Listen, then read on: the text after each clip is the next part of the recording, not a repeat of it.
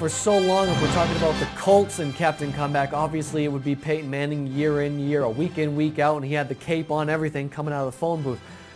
This week, it's the guy that basically can't win in the NFL. Dan Orlovsky is this week's captain comeback. Man, Colts, the suck for luck thing, they're throwing it out right now. I admire the Colts for not giving in. It looked like all season long that they had packed up and just were calling it a season, which was embarrassing for the organization. We know Peyton Manning's a great quarterback, a Hall of Fame quarterback, one of the best of all time.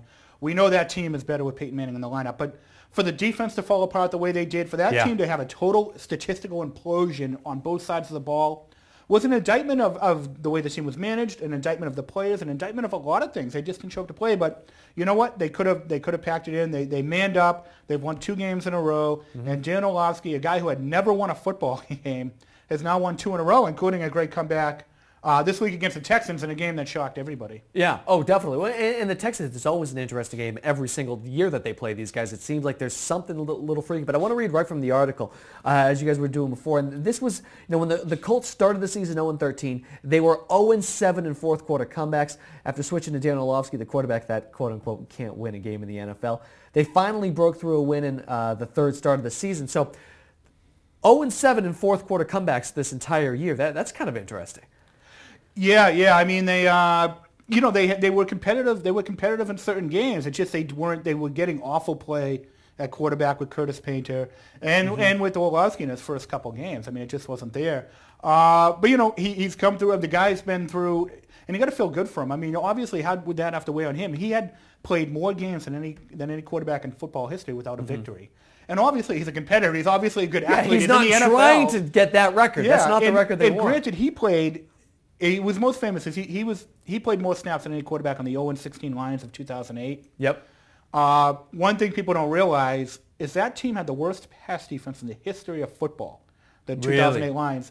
They had 110.8 defensive pass rating. The way we measure pass defenses, we use the formula for quarterbacks and apply it to pass defenses. And the reason we do that, teams win when they have a good defensive pass rating. They lose when they have a bad one. And the best indicator of all time is the 0-16 Lions had the worst defensive pass rating in history. They couldn't win because they couldn't stop opposing quarterbacks. That wasn't Orlovsky's fault.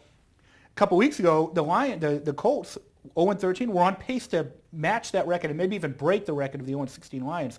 The defense has improved a little. Orlovsky has stepped up his play, especially against a great defense in Houston. So it's kind of come together. They have a little streak here, and they may not get Andrew Luck, but the Rams may end up with the worst record in football, which raises, by the way, an interesting question. The Rams have a young quarterback in Sam Bradford who's just not delivered. I mean, let's face it. This year he has definitely not been the same guy that they thought they'd be. And even last year he wasn't a great quarterback. They won a few more games, but that defense was so much better last year in St. Louis.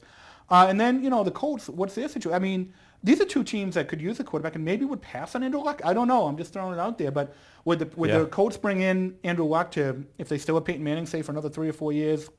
Do they do a similar situation? The smart money is that they do, but. Both of these teams have quarterbacks in place. In the case of the Rams, a young quarterback. In the case of the Colts, an older, proven quarterback. So I don't know. It'll be interesting how it all unfolds. Well, you mentioned that you look obviously what took place in Green Bay with Aaron Rodgers sitting behind Brett Favre. Now, obviously, he was ready to start, but it's good to learn a little bit. And I'm sure he did learn quite a bit. By the way, just think how good the Packers would be if they still had Brett Favre at quarterback. All these like Brett Favre maniacs who didn't want to let go. And how do you think they feel now? I mean, the best thing that organization ever did was said to Brett Favre, "See you later. We got a young quarterback here." But people in Green Bay did not want to hear it. Tyler. They were obsessed with Brett Favre, and it's. I think they've all gotten over that by now. Absolutely, absolutely insane. It would have been just crazy. But I think that's probably the exact same thing as Peyton Manning too, right? I don't get the same. I mean, I think people are crazy over Peyton there, but would they be Peyton Manning and say, "Okay, well, we can still get Andrew Luck"? But there's no telling how good he's going to be. No, they don't. Level. I mean, you got to prove it. And again, if assuming Manning's neck is okay and it's he's perfectly healthy, he's still got another. He's still going to have another 2-3 years. Good, high quality years under his. Now, granted, my one concern, if I'm Colts management, you look at Peyton Manning's numbers; they've declined steadily every year since 2004, that high water mark. Granted, that was one of the best seasons ever. Before Aaron Rodgers, the record for passer rating. Absolutely. He's not going to keep that up. But it's been the steady, you can see it step by step, his passer rating decline each year, his completion percentage waiver, his average per attempt waiver, his touchdown interception ratio waiver. It's just been a steady decline. So I think Colts management's looking at that saying, we might need that quarterback now, and will there be another Andrew Luck out there in 2 or 3 years? History tells us yes. Yeah. But, it depends on what they value and how much they value a young quarterback versus Manning.